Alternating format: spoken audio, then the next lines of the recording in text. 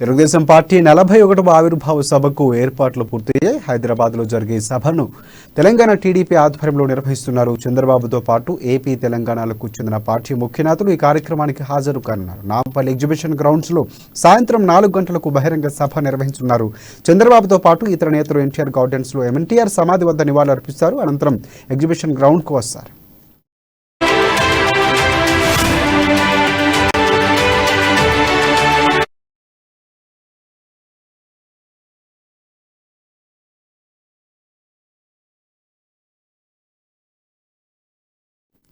ఖమ్మంలో టీడీపీ బహిరంగ సభ విజయవంతం కావడంతో పార్టీ శ్రేణుల్లో ఉత్సాహం నెలకొంది. దీంతో హైదరాబాద్లో పార్టీ ఆవిర్భావ దినోత్సవ సభను ఉత్సాహంగా ఏర్పాట్లు చేసుకున్నారు. హైదరాబాద్లోని కూడలను పసుపుమయం చేశారు.